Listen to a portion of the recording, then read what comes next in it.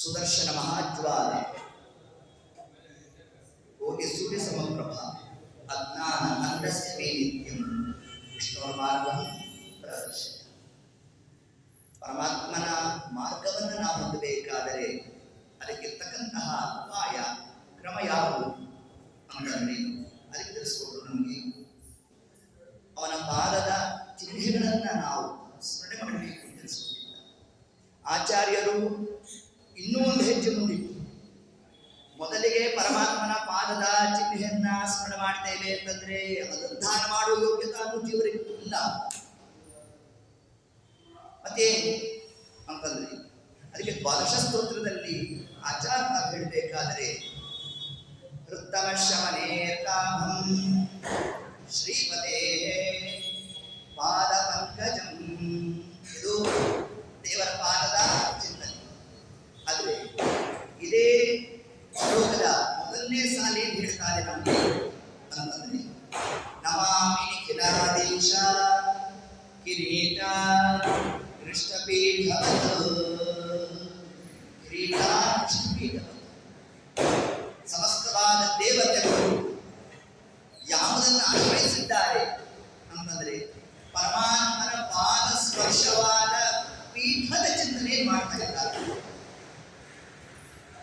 ಹೀಗೆ ತತ್ಕ್ರಮದಿಂದ ಮೊದಲಿಗೆ ನಾವು ಎಲ್ಲಿಂದ ಚಿಂತನಾ ಕ್ರಮ ಅಂತಂದ್ರೆ ಪರಮಾತ್ಮನ ಪಾದ ಸ್ಪರ್ಶವಾದ ಪೀಠದಿಂದ ನಾವು ಚಿಂತನೆ ಮಾಡಬೇಕು. ಅದ್ಯಾಪಿ ವಾಯುದೇವರ ಚಿಂತನೆ ಮಾಡಬೇಕಾದ್ರೆ ಏನು ಕ್ರಮ ಅಂತಂದ್ರೆ ಅದಕ್ಕೆ ತಿಳಿಸಿದ್ರು. ವಾಯುದೇವರ ಪಾದ ಸ್ಪರ್ಶವಾದ ಪೀಠದ ಚಿಂತನೆಯನ್ನೇ ಮಾಡಬೇಕು. ವಾಯುಸ್ತುತಿಯಲ್ಲಿ ಹೇಳುತ್ತೆ ಪೀಠೋ ಕನಕರಜ ಪಿಂಜರ ರಂಜಿತಾಶಾಹ ಹಿಂಗೆ ತಿಳಿಸಿದ್ರು. ಪ್ರಾಂತಃ ಅಂದ್ರೆ ಏನು? ವಾಯುದೇವರು ಪಾದ ಸ್ಪರ್ಶ ಮಾಡ ಯಾವ ಪೀಠವಂತ ಸ್ಪರ್ಶ ಮಾಡಿದ್ದಾರೋ ಆ ಪೀಠದ ಒಂದು ತುದಿಭಾಗ, ಆ ತುದಿಭಾಗವನ್ನು ನಾವು ಚಿಂತನೆ ಮಾಡಿದ್ರು ಕೂಡ ನಮ್ಮ ಫಲಪ್ರಾಪ್ತಿ. ಅದೇ ಜೀವರಿಗೆ ದುರ್ಲಭ. ದೇವತೆಗಳು ತಮ್ಮ ರಕ್ತಕಿಂಚಿತವಾದ ಕಿರೀಟದ ಸಹಿತವಾಗಿ ವಾಯುದೇವರು ಅಜಸ್ರ ವೇಗವಾಗಿ ಸಂಚಾರ ಮಾಡ್ತಾ ಇದ್ರೆ ದೇವತೆಗಳು ಏತತ್ಕಾಲಕ್ಕೆ ತಾವು ನಮಸ್ಕಾರಗಳನ್ನು ನಡೆಸ್ತಾ ತಮ್ಮ ಕಿರೀಟ ಸಹಿತವಾಗಿ ನಮಸ್ಕಾರವನ್ನು ಮಾಡ್ತಾರಂತೆ. ನಮಸ್ಕಾರ ಮಾಡಿದಾಗ ವಾಯುದೇವರು ಪೀಠ ಪಿಂಜರ ರಂಜಿತಾಶ ರಮಣೀಯ ಆಗೋಗ್ಬೇಕು. ಇಷ್ಟಂಶವನ್ನು ತಿಳಿಸ್ಕೊಂಡಿದ್ದಾರೆ ನಮಗೆ. ಹೀಗೆ ಇಷ್ಟದ ಕ್ರಮ ಇದ್ದಾಗ ಇಂತಹ ಪರಮಾತ್ಮನನ್ನ ನಾವು ಸ್ಮರಣೆ ಮಾಡಬೇಕಾದರೆ ಅವನ ಪೀಠಸ್ಥಾನದಲ್ಲಿರ್ತಕ್ಕಂತಹ ಪರ್ವತಾದಿಗಳ ಚಿಂತನೆಯನ್ನು ಮಾಡಬೇಕು. ತರುವಾಯ ಪರಮಾತ್ಮನ ಪಾದದ ಅಂಗಾಲಿನ ಚಿಂತನೆಯನ್ನು ಮಾಡಬೇಕು. ಆ ಅಂಗಾಲಗತವಾದ ಭಗವತ್ ಆ ಒಂದು ಚಿಹ್ನೆಗಳು, ಅದರ ಮಹಿಮಾ, ಇದೆಲ್ಲದರ ಸ್ಮರಣೆಯನ್ನು ಮಾಡ್ತಾ ಸಿದ್ಧಿಯನ್ನು ಹೊಂದಕ್ಕಂಥದ್ದೇ ಧಾರಣ ಯೋಗ. ಏನ್ ಧಾರಣ ಯೋಗ ಅಂದ್ರೆ ಅದನ್ನು ತಿಳಿಸು. ಪರಮಾತ್ಮನ ಒಂದೊಂದು ಅವಯವದ ಚಿಂತನೆ. ಎಷ್ಟು ದಿವಸ ಒಂದೊಂದು ಜನ್ಮ ಮಾಡ್ರಿ, ಇಡೀ ಒಂದು ಜನ್ಮ ಪೂರ್ತಿ ಪರಮಾತ್ಮನ ಪಾದದಲ್ಲಿ ಇರ್ತಕ್ಕಂತಹ ಚಕ್ರದ ಚಿಂತನೆ. ಮುಂದಿನ ಜನ್ಮ ಶಂಕುವಿನ ಚಿಂತನೆ. ಚಕ್ರ ಹೋಯ್ತಲ್ಲ, ಚಕ್ರ ಹೋಗಲ್ಲ. ದೇವರು ಅದರ ಸ್ಮರಣೆಗೆ ಕೊಡ್ತಾನೆ. ಇದು ಪರಮಾತ್ಮನ ವ್ಯಾಪಾರ. ಆರು ಸಂಗಡ ಬಾಹೋರಿಂದ ನಾರಾಯಣನ ನಾಮ ನಿರಬಾಹೋದಲ್ಲದೆ ಏನು ತಿಳಿಸಿದ್ದಾರೆ. ಇನ್ಯಾವ್ದ್ಯಾವುದು ಬರೋಲ್ಲ, ಒಂದು ಮಾತ್ರ ಬರುತ್ತಂತೆ. ಅದ್ಯಾವುದು ಅಂತಂದ್ರೆ ನಾವು ಈ ಜನ್ಮದಲ್ಲಿ ಏನು ಪರಮಾತ್ಮನನ್ನ ಗುರುತಾಗಿ ಚಿಂತನಾದಿಗಳನ್ನು ನಡೆಸಿದ್ದೇವೆ. ನಿನ್ನೆ ದಿವಸ ನೀವೆಲ್ಲ ಬೆಳಗಿಂದ ರಾತ್ರಿ ತನಕ ನಾವೇನೋ ಒಂದು ತಾಸು ಬರ್ತೀವಿ, ಹೊರಟೋಗ್ತೀವಿ. ನಿಮ್ಮ ಕ್ರಮ ಹಾಗಲ್ಲ. ಬೆಳಗಿನಿಂದ ರಾತ್ರಿ ತನಕ, ಅದೇನು ಮಧ್ಯರಾತ್ರಿ ತನಕ 12 ಗಂಟೆ ತನಕ ಕೂತು ಜಾಗದಲ್ಲೇ ಕೂತು ಎಷ್ಟು ಆಸನ ವಿಶೇಷವಾದಂಥ ಸಾಧನೆ ಆಗಿರಬೇಕು. ಇಷ್ಟೆಲ್ಲ ಪ್ರಕ್ರಿಯಾದಿಗಳನ್ನ ನಡೆಸಿರ್ತಕ್ಕಂಥದ್ದೇನಿದೆ ಇದು ಕೇವಲ ಈ ಒಂದು ಮಾಸ ನೆನ್ನೆ ದಿವಸ ಅಷ್ಟಕ್ಕೆ ಮಾತ್ರ ಅಲ್ಲ, ಇನ್ನು ಕೋಟಿ ಜನ್ಮ ಎದ್ದು ಬಂದರೂ ಕೂಡ ಮಾಡಿರ್ತಕ್ಕಂತಹ ಅಖಂಡ ಭಾಗವತದ ಶ್ರವಣದ ಫಲ ದೇವರು ಕೊಡ್ತಾ ಬರ್ತಾನಂತೆ. ಕೊಟ್ಟಿದ್ದನ್ನು ಅನಂತ ಮಡಿ ಮಾಡಿ ಕೊಡುವ ಇಷ್ಟು ಮಹಿಮಾ ಅದು ಪರಮಾತ್ಮನಿಗೆ. ಹೀಗಿರಬೇಕಾದರೆ ಧಾರಣ ಯೋಗದಲ್ಲಿ ನಮ್ಮ ದೇವರನ್ನ ಒಂದೇ ಜನ್ಮದಲ್ಲೇ ನಾನು ನಿಮ್ಮ ಕಣ್ಮುಂದೆ ಬಂದೆ, ನಾನು ನಿಮ್ಗೆ ಅನುಗ್ರಹ ಮಾಡಿದೆ ಏನಲ್ಲ. ಎಲ್ಲ ಜೀವರಿಗೂ ಆ ಮೂಲಕ ಪರಮಾತ್ಮ ಗೋಚರ ಆಗಬೇಕು ಅಂತಲೂ ಇಲ್ಲ. ಬಿಂಬಾಪರೋಕ್ಷ ಎಲ್ರಿಗೂ ಏಕಪ್ರಕಾರ ಅಲ್ಲ. ಬ್ರಹ್ಮಾದಿ ದೇವತೆಗಳಿಗೆ ಒಂದು ಮುಹೂರ್ತಕ್ಕೂ ಹೆಚ್ಚು ಕಾಲ, ರುದ್ರಾದಿಗಳಿಗೆ ಒಂದು ಮುಹೂರ್ತ, ಯೋಗಿಗಳಿಗೆ 6 ಮಾತ್ರ ಕಾಲ, ಪಾದಯೋಗಿಗಳಿಗೆ 1 ಮಾತ್ರ ಕಾಲ. ನೋಡಿ, ಇಷ್ಟೆಲ್ಲ ಅಂಶ ಇದೆ. ಹಿಂಗಿದರ ನಾವು ಚಿಂತನಾದಿಗಳನ್ನು ನಡೆಸಬೇಕು. ಅದ್ಯಾಪಿ ಇಲ್ಲಿ ನಾವು ಚಿಂತನೆಯನ್ನು ಮಾಡ್ತಾ ಇನ್ನ ಜೀವರಾದ ನಮಗೆ ಎಷ್ಟು ಕಾಲದ ಬಿಂಬಾಪರೋಕ್ಷ ಅಂದ್ರೆ ಮಿಂಚಿನ ವೇಗದಲ್ಲಿ ಪರಮಾತ್ಮ ನಮ್ಮ ಹೃದಯ ಪಟ್ಟದಲ್ಲಿ ತಾನು ದರ್ಶನ ಕೊಟ್ಟು ಹೊರಟು. ಇದನ್ನೇ ನಾವು ನಾರದರು ಶೂದ್ರ ಬಾಲಕನಾಗಿ ಬಂದಾಗ ತಾವು ದಾಸತ್ವವನ್ನು ವಹಿಸಿದ್ರು. ಏತತ್ಕಾಲಕ್ಕೆ ಯಾರ ಮನೆಯಲ್ಲಿ ತಾವು ದಾಸತ್ವವನ್ನು ನಡೆಸಿದ್ರು ಅವರ ಮನೆಗೆ ಚಾತುರ್ಮಾಸದ ನಿಮಿತ್ತ ಅನೇಕ ಜನ ಸನ್ಯಾಸಿಗಳು ಬಂದಿದ್ದಾರೆ. ಬಂದಾಗೇನಾಯಿತು, ಅವರ ಗುರುಬಸಕ್ತಿಯನ್ನು ಮಾಡಿದ್ರು. ಆ ಗುರುಗಳ ಸೇವೆಯನ್ನು ತಾವೇನು ಮಾಡಿದ್ರು ಯತಿಗಳು ಶಿಷ್ಟ ಮತ್ತು ಅವರು ಮಾಡತಕ್ಕಂಥ ಉಪನ್ಯಾಸವನ್ನ ಪ್ರತಿನಿತ್ಯ ಶ್ರವಣ ಮಾಡ್ತಾ ಇದ್ದಂತೆ. ಅವರು ಎಷ್ಟು ವರ್ಷ? 5 ವರ್ಷದ ಬಾಲಕ. ಹೀಗಿರಬೇಕಾದರೆ ಅಲ್ಲಿ ನಾರದರಿಗೆ ಯಾಕೆ ಶೂದ್ರ ಬಾಲಕನ ಜನ್ಮ ಬಂತು ಅಂತಂದ್ರೆ ಉಪಬರ್ಹಣ ಅನ್ನೋ ಗಂಧರ್ವರಾಗಿ ಬಂದಿದ್ದು. ಒಂದಾವರ್ತಿ ತಾವು ಹರಿನಾಮ ಸಂಕೀರ್ತನೆ ಮಾಡಬೇಕಾದ್ರೆ ಸಭೆಯನ್ನ ರಂಜಿಸಬೇಕು ಅಂತ ಅವರ ತಲೆಗೆ ಬಂತಂತೆ ವಿಷಯ. ಇಷ್ಟೇ ಕಾರಣ ಜನ್ಮ ಪತನ ಆಗೋಯ್ತು. ಎಷ್ಟು ಕೇವಲ ಭಗವತ್ ಪ್ರೀತ್ಯರ್ಥವಾಗಿ ಮಾಡಬೇಕಾದಂತಹ ಕರ್ತವ್ಯದಲ್ಲಿ ಕಾಮ್ಯರೂಪವಾದ ಚಿಂತನೆಯನ್ನು ಮಾಡಿದ್ದರ ಫಲ ಇಂತಹ ಜನ್ಮ ಬಂತು ಅಂತಾರೆ. ಇಷ್ಟಂಶವನ್ನು ಹೇಳ್ತಾ ಇದ್ದಾರೆ. ಸರಿ, ಆ ಯತಿಗಳೆಲ್ಲ ತಾವು ಹೊರಟಿದ್ದಾರೆ. ಹೊರಟಾಗ ಆ ಹುಡುಗನನ್ನು ಕರೆದ್ರಂತೆ. ಪಾಪ ಇಲ್ಲಿ ಸ್ವಾಮಿ ಅಂತ, ಅಲ್ಲೋ ಎಷ್ಟು ಸೇವೆ ಮಾಡ್ಬಿಟ್ಯಪ್ಪ, ಏನ್ ಬೇಕಾಅಂತ ಕೇಳ್ಕೊಡ್ತೇವೆ ಅಂದಾಗ ಆ ಹುಡುಗ ಅನ್ನಂತೆ 4 ಮಾಸ ಪರ್ಯಂತರ ದೇವರು ಹೀಗಿದ್ದಾನೆ ಹೀಗಿದ್ದಾನೆ ಹೀಗಿದ್ದಾನೆ ಹೀಗಿದ್ದಾನೆ ಅಂತ ವರ್ಣನೆ ಮಾಡಿದ್ರಲ್ಲ, ಆ ದೇವರು ಹೇಗಿದ್ದಾನೆ ಅಂತ ಒಂದ್ಸತಿ ನೋಡ್ಬೇಕಲ್ಲ.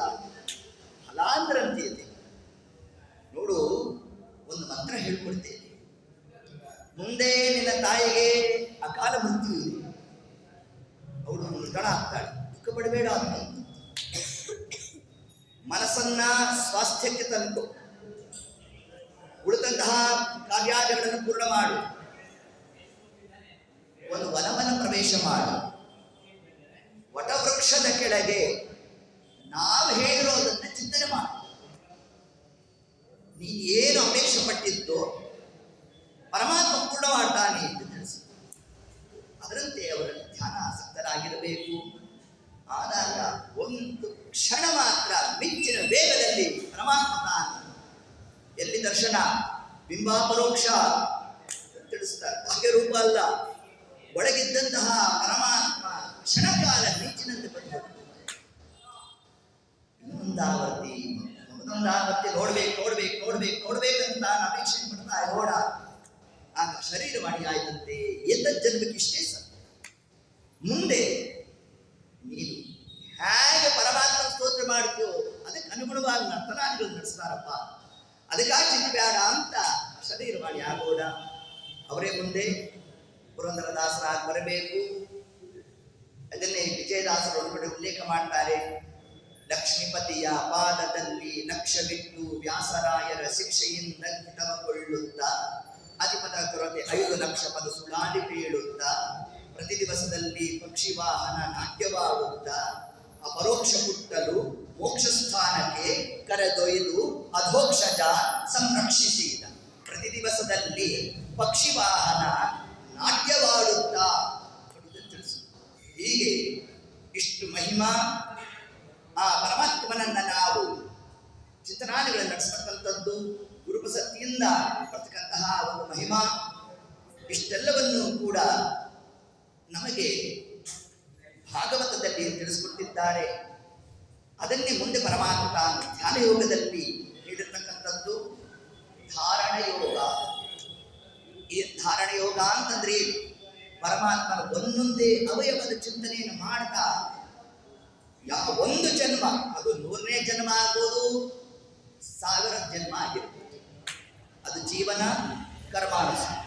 ಇಲ್ಲಪ್ಪ ನಮ್ಮ ಕರ್ಮ ಸೋದಿದೆ ಅಂತಂದ್ರೆ ಏತದ್ ಜನ್ಮದಲ್ಲೇ ಸ್ವಲ್ಪ ಪ್ರಯತ್ನ ಪಟ್ಟರೂ ಕೂಡ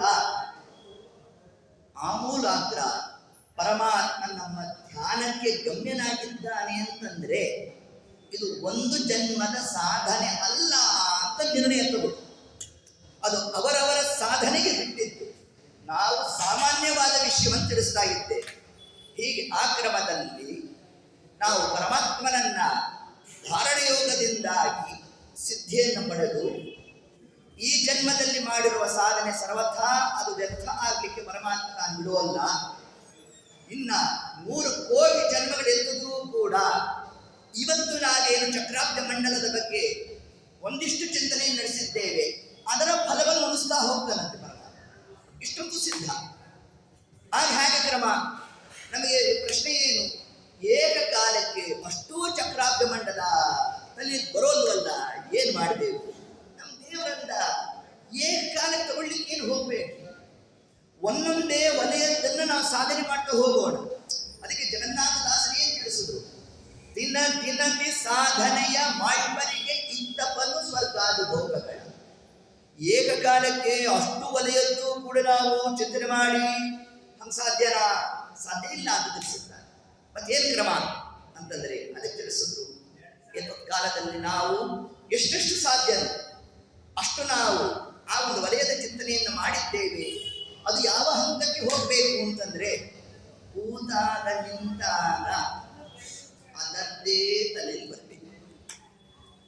ಆ ಹಂತಕ್ಕೆ ನಾವು ಸಾಧನೆಯನ್ನು ಮಾಡಬೇಕು ಅಂತ ತಿಳಿಸ್ಕೊಟ್ಟಿದ್ದಾರೆ.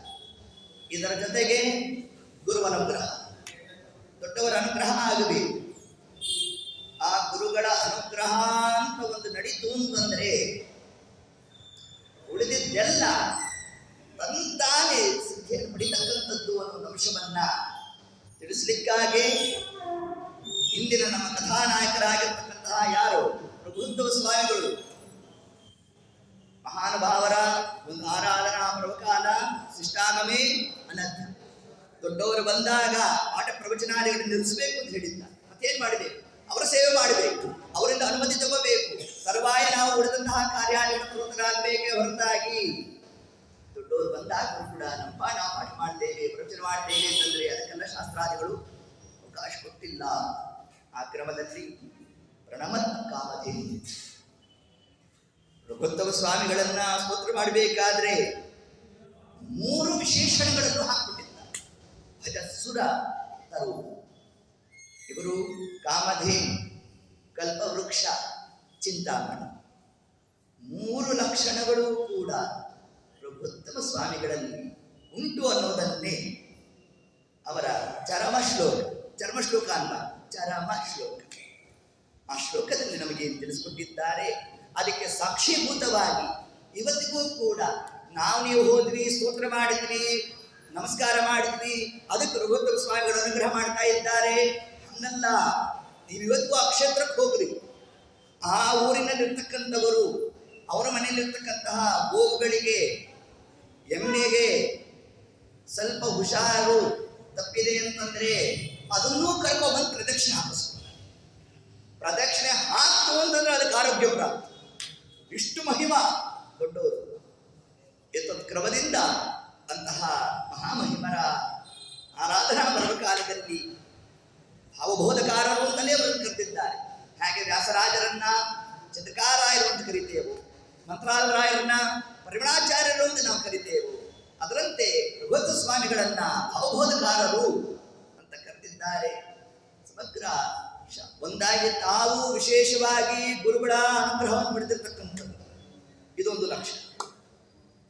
ಇನ್ನು ತಾವು ಗುರುಸ್ಥಾನದಲ್ಲಿದ್ದು ಉಳಿದಂತಹ ಶಿಷ್ಯರಿಗೆ ತಾವು ಅನುಗ್ರಹವನ್ನು ಮಾಡಿ, ಇದು ಗುರುಗಳಲ್ಲಿ ಇರಬೇಕಾದಂತಹ ವಿಶಿಷ್ಟವಾದ ಒಂದು ಲಕ್ಷಣ ಅಂತ ತಿಳಿಸಿದ್ದಾರೆ. ಸಂಪ್ರದಾಯ ಪ್ರವರ್ತಕತ್ವೇನ ಒಂದಾಗಿ ಸಂಪ್ರದಾಯಾದಿಗಳನ್ನು ಚೆನ್ನಾಗಿ ತಿಳಿದವರಾಗಿರಬೇಕು. ಅದಕ್ಕೆ ಮುಂದೆ ಇವರಿಂದಲೇ ರಚಿತವಾಗಿರ್ತಕ್ಕಂಥ ಯಾವುದು ತಿಥಿತ್ರಯ ವಿನಿರ್ಣಯ, ಇದೊಂದು ಗ್ರಂಥವನ್ನ ರಘುವತ್ತ ಸ್ವಾಮಿಗಳು ಬರೆದಿದ್ದಾರೆ. ತಿಥಿತ್ರಯ ಅಂದ್ರೆ ಯಾವುದು? 3 ದಿವಸಗಳು, ದಶಮಿ, ಏಕಾದಶಿ, ದ್ವಾದಶಿ. ನಮ್ಮಲ್ಲಿ ಜಿಜ್ಞಾಸಕ್ಕೆ ಬರೋದೇ ಯಾವುದು? ಈ ವಿಷಯ. ಹೌದಾ? ಏನೇ ಬಂದರೂ ಕೂಡ ಕಲಿ ಪ್ರಾಬಲ್ಯ ಕೂತಿರೋದ್ರಿಂದ ಇನ್ನು ಜಿಜ್ಞಾಸವಾಗಿ ಕೂತಿರೋದು. ಅದು ಜೀವನಾದ ನಮ್ಮ ಯೋಗ್ಯತೆ ಅಂತ ಅಷ್ಟೇ ಅರ್ಥ ಮಾಡಬೇಕು, ಹೊರತಾಗಿ ದೊಡ್ಡವರು ನಿರ್ಣಯ ಕೊಟ್ಟಿಲ್ಲ ಅಂತ ಅರ್ಥ ಅಲ್ಲ. ಮತ್ತೆ ಹೀಗೆ ಆ ಕ್ರಮದಲ್ಲಿ ನಾವು ಅದು ಚಿಂತನಾದಿಗಳನ್ನು ನಡೆಸ್ತಾ ಆ ಸಂಪ್ರದಾಯದ ಒಂದು ಮಹತ್ವವನ್ನು ನಾವು ತಿಳಿಸಿದ್ದಾರೆ. ಇನ್ನ ಅವರ ಜನ್ಮವು ಅತ್ಯಂತ ರೋಚಕ. ಹಾಗೆ ವ್ಯಾಸರಾಜ ಸ್ವಾಮಿಗಳು, ವಾದಿರಾಜರು ಆ ಮಹಾಮಹಿಮರೆಲ್ಲ ಅವತಾರ ಮಾಡುವ ಕಾಲಕ್ಕೆ ಭೂಸ್ಪರ್ಶಾದಿಗಳಿಂದಲೇನೆ ಬಂಗಾರದ ಹರಿವಾಣದಲ್ಲಿ ಅವರಿಗೆ ಅವರ ಜನ್ಮಾದಿಗಳಿಗೆ ವ್ಯವಸ್ಥೆಯನ್ನ ಯಾವ ನಮ್ಮ ವಾಗೇಶ ತೀರ್ಥರು ವಾದಿರಾಜರ ಆಶ್ರಮ ಗುರುಗಳು, ಅದರಂತೆ ಬ್ರಹ್ಮಣ್ಯ ತೀರ್ಥರು ತಾವು ಆ ಕಾರ್ಯವನ್ನು ಪ್ರವೃತ್ತ ಮಾಡಿದ್ದಾರೋ ಯಥಾವತ್ತಾಗಿ ರಘುವರ್ಯ ತೀರ್ಥರು ಕೂಡ ನಮ್ಮ ರಘುತ್ತಮ ಸ್ವಾಮಿಗಳು ತಾವು ಅವತಾರದ ಪೂರ್ವದ ಹಿನ್ನೆಲೆ, ರಘುತ್ತಮ ಸ್ವಾಮಿಗಳ ಪೂರ್ವಾಶ್ರಮದ ನಾಮ ರಾಮಚಂದ್ರಾಚಾರ್ಯರು, ರಾಮಚಂದ್ರ ಅಂತ ಜನ್ಮನಾಮ. ಅವರ ತಂದೆ ಸುಬ್ಬಣ್ಣ ಭಟ್ಟರು ಅಂತ ಹೆಸರು, ತಾಯಿ ಗಂಗಾಬಾಯಿ. ಇವರು ಸ್ವರ್ಣಗಡ್ಡೆ ಅನ್ನೋ ಒಂದು ಪ್ರಾಂತ್ಯದಲ್ಲಿ ವಾಸವನ್ನು ಮಾಡ್ತಾ ಇರ್ತಕ್ಕಂಥದ್ದು. ಅದ್ಯಾಪಿ ರಘುವರ್ಯ ತೀರ್ಥರ ಪೂರ್ವಾಶ್ರಮದ ತಂಗಿಯ ಮಕ್ಕಳೇ ಇಂದಿನ ನಮ್ಮ ಕಥಾನಾಯಕರಾಗಿರ್ತಕ್ಕಂತಹ ಯಾರು ರಘುತ್ತಮ ಸ್ವಾಮಿಗಳು. ಹೀಗಿರಬೇಕಾದ್ರೆ ಸಂಚಾರತ್ವೇನ ಶ್ರೀಪಾದರ ಆಗಮನ ಆಗಿರಬೇಕು, ಬೇಕಾದ ಆ ಒಂದು ಗುರುಗಳ ಸೇವೆನಾದಿಗಳನ್ನು ನಡೆಸಿದ್ದಾರಂತೆ. ಅದಾಗ ಎಲ್ಲ ಸಂಪತ್ತಿದೆ, ಆದರೆ ಸಂತಾನ ಸಂಪತ್ತು, ಒಳ್ಳೆ ಸಂಪತ್ತು ಆಗ್ಬೇಕು ಸ್ವಾಮಿ, ಅನುಗ್ರಹ ಮಾಡ್ರಿ ಅದು ನಾವು ಪ್ರಾರ್ಥನೆ ಮಾಡಿದಾಗ ವಿಶೇಷವಾಗಿ ಆಗ್ತದಪ್ಪ. ಆದರೆ ನಿಮಗೆ ಹುಟ್ಟತಕ್ಕಂತಹ ಹುಡುಗನನ್ನ ನಮಗೆ ಕೊಟ್ಬಿಡ್ಬೇಕು ಅಂತ ದೊಡ್ಡವರ ಮಾತು ಹೆಂಗಲ ತೆಗ್ಲಾಗ್ಲಿಕ್ಕೆ ಆಗಲ್ಲ, ಕಾಲಕ್ಕೆ ಆಗಿ ಸ್ವಾಮಿ ಅಂತಂದ್ರು. ಅದರಂತೆ ಆ ಜನ್ಮಾದಿಗಳೆಲ್ಲ ಆಗೋ ಕಾಲಕ್ಕೆ ಬಂಗಾರದ ಹರಿವಾಣದಲ್ಲಿ ಆ ಕುಸಮತಾವೆಲ್ಲ ಬರುವಂತೆ ಎಲ್ಲ ವ್ಯವಸ್ಥೆಯನ್ನು ನಡೆಸಿದ್ದಾರೆ ರಘುವರ್ಯರು. 5ನೇ ವರ್ಷಕ್ಕೆ ಉಪನಯನವನ್ನು ಮಾಡಿದ್ದಾರೆ. ವ್ಯಾಸರಾಜರಿಗೂ ಇದೇ ಕ್ರಮ. ಲೋಕದಲ್ಲಿ ಇರ್ತಕ್ಕಂತಹ ಒಂದು ನಮ್ಮಲ್ಲಿ ವ್ಯಾಪಿ ಇರ್ತಕ್ಕಂಥ ಚಾಲ್ತಿಯಲ್ಲಿರೋದು ಯಾವುದು? ಒಂದಾಗಿ ಗರ್ಭಾಷ್ಟಮ ಇಲ್ಲ ಜನ್ಮಾಷ್ಟಮ, ಎರಡರಲ್ಲಿ ಮಾಡಬೇಕು. ಅದು ವಿಶೇಷವಾಗಿ ಯಾರಿಗೆ ಆ ಬ್ರಹ್ಮಜ್ಞಾನ ಪ್ರವರ್ತಿಸಿರ್ತದೋ ಅವರು 5ನೇ ವರ್ಷದಲ್ಲೂ ಮಾಡ್ತಕ್ಕಂಥ ಕ್ರಮ ಇದೆ. ಅದು ವ್ಯಾಸರಾಜರಲ್ಲೂ ಕಂಡಿದ್ದೇವೆ. ಇನ್ನು ರಾಮಚಂದ್ರಾಚಾರ್ಯರು ಅರ್ಥಾತ್ ರಘುತ್ತಮ ಸ್ವಾಮಿಗಳ ಆ ಒಂದು ಜನ್ಮದಲ್ಲೂ ಕೂಡ ನಾವು ಇದನ್ನು ಕಾಣ್ತಾ ಇದ್ದೇವೆ. ಹೀಗೆ ಅವರಿಗೆ ಆ ಒಂದು ಉಪನಯನ ಯಂತ್ರಗಳೆಲ್ಲ ಆಗಬೇಕು. ತರುವಾಯ ರಘುವರ್ಯ ತೀರ್ಥರು ತತ್ವಪ್ರಕಾಶಕ ಗ್ರಂಥದ ತನಕ ತಾವು ಪಾಠವನ್ನು ಮಾಡಿದ್ದಾರೆ. ಬ್ರಹ್ಮಚರ್ಯದಲ್ಲಿರುವ ಕಾಲಕ್ಕೆ ಬಾಲ್ಯಾವಸ್ಥೆಯಲ್ಲೇ ಸನ್ಯಾಸವನ್ನು ಕೂಡ ಅವರು ಕೊಟ್ಟಿರ್ತಕ್ಕಂಥದ್ದು. ಆಗ ಅವರಿಗೆ ಪ್ರದತ್ತವಾದ ನಾಮವೇ ರಘುತ್ತಮ ತೀರ್ಥರು.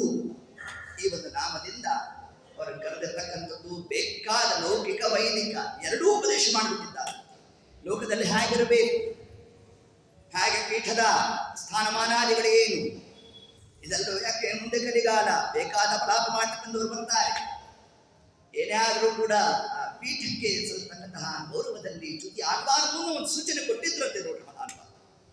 ಇಷ್ಟೆಲ್ಲ ಆದಾಗ ಮುಂದೆ ಅವರಿಗೆ ಯಾವಾಗ ರಘುವರ್ಯ ತೀರ್ಥರು ಹರಿಪಾದವನ್ನು ಸೇರಿದ್ದಾರೋ, ನಾವನ್ನು ಪ್ರವೇಶ ಮಾಡಿದ್ರು, ಅವರ ಒಂದು ಮಹಿಮಾ ಏನು ಅಂತಂದ್ರೆ ವಸುದೇವನಿಗೆ ಹೇಗೆ ಯಮುನಾದೇವಿ ತಾನು ಆ ತುಂಬ ಪ್ರವಾಹದಲ್ಲಿ ಪರಮಾತ್ಮನನ್ನು ಹೊತ್ತು ತಾವು ಬರಬೇಕಾದ್ರೆ ಜಾಗವನ್ನ ತಾನು ಕೊಟ್ಟಿದ್ದಾಳೋ ಯಥಾವತ್ ಕ್ರಮ ನಮ್ಮ ರಘುವರ್ಯ ಚರಿತ್ರರ ಚರಿತ್ರೆಯನ್ನು ನಾವು ಕಾಣ್ತೀವಿ.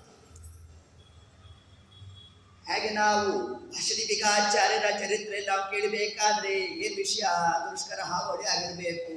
ಆಗ ತಾವು ದೇವರ ಬೆಟ್ಟಿಗೆಯನ್ನು ಬೆನ್ನು ಕಟ್ಟಿಕೊಂಡು ಈಜ್ಕೊಂಡು ಬರುವ ಕಾಲಕ್ಕೆ ಅಂತ ಏನು ಕೇಳ್ತೇವೆ, ಅದೇ ಒಂದು ಸ್ಥಿತಿ. ಆ ದುಷ್ಟರ ಒಂದು ಹಾವಳಿಯಿಂದಾಗಿ ತಾವು ಭೀಮರತಿಯಲ್ಲಿ ಇಳಿದಿದ್ದಾರಂತೆ.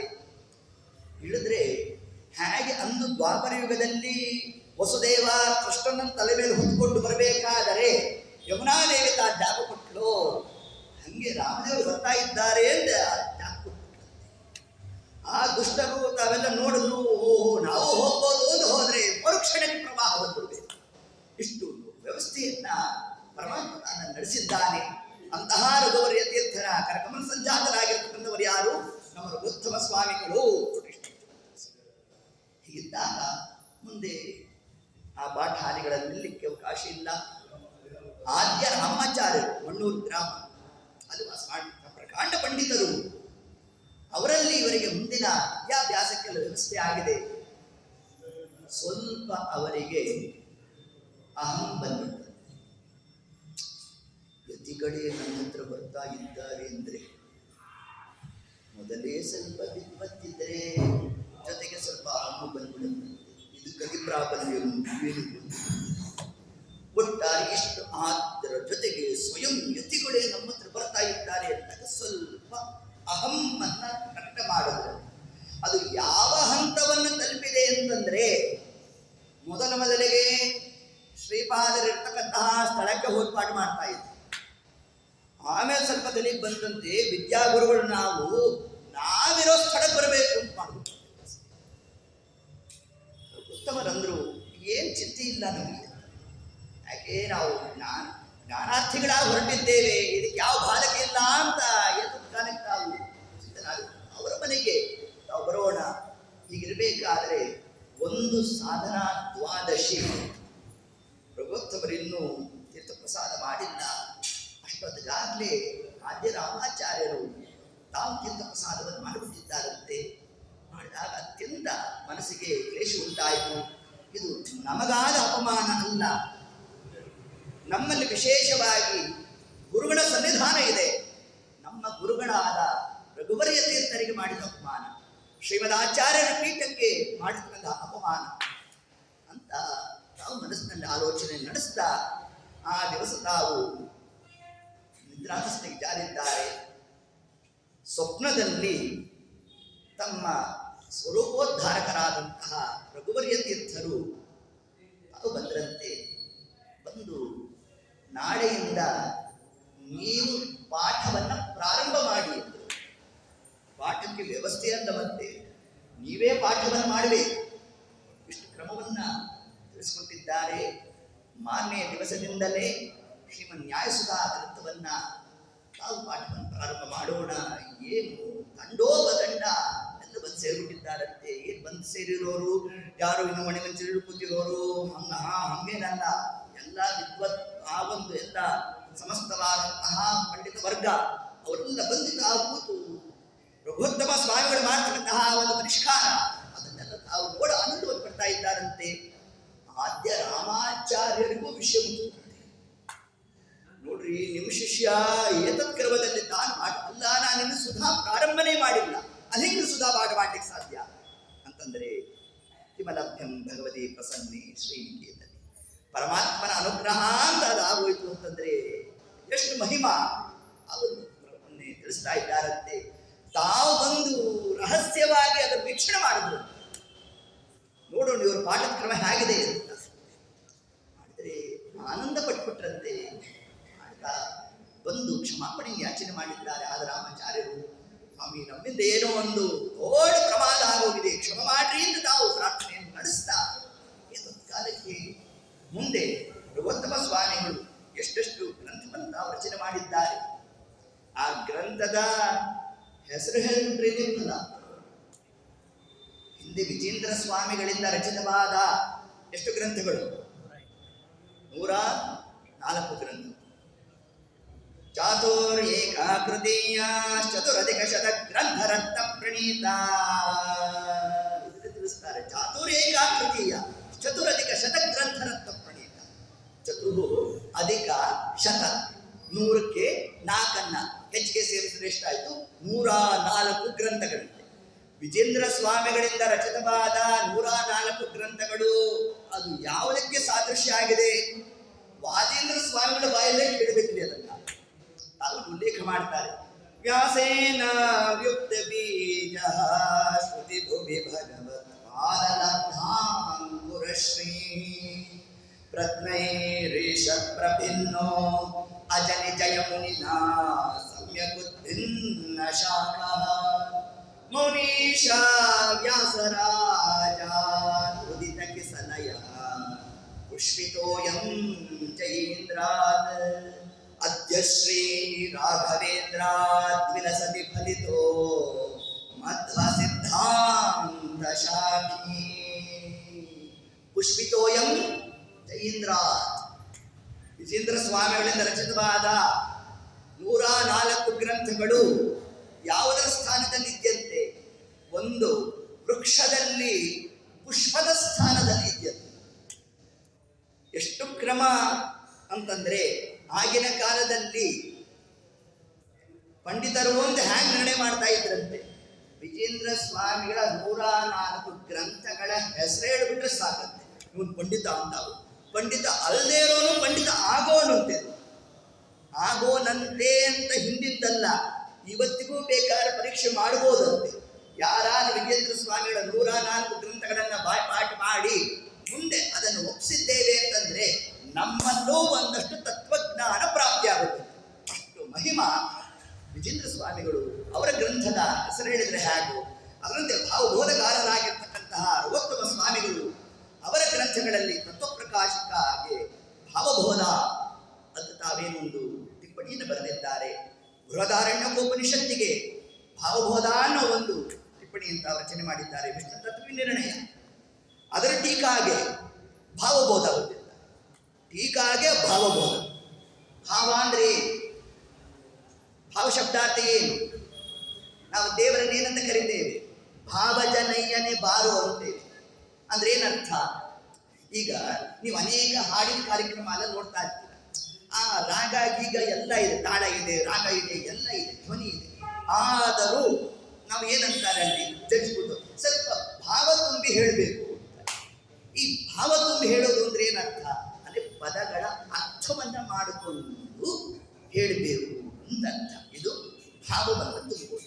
ಅದರಂತೆ ಒಂದೊಂದು ಶಬ್ದಕ್ಕೂ ಕೂಡ ತಾವು ಅರ್ಥವನ್ನ ಬರೀತಕ್ಕಂತಹ ಒಂದು ಶೈಲಿಯನ್ನೇ ತಾವೇನಲ್ಲಿ ಹೊಸದಾಗಿ ನಿರೂಪಣೆಯನ್ನು ಮಾಡಿಕೊಟ್ಟಿದ್ದಾರೆ.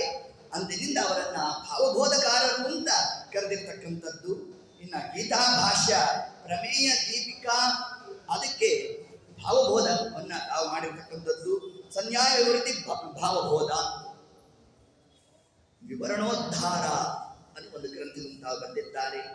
ತಾರತಮ್ಯ ಸ್ತೋತ್ರ. ಅವಶ್ಯವಾಗಿ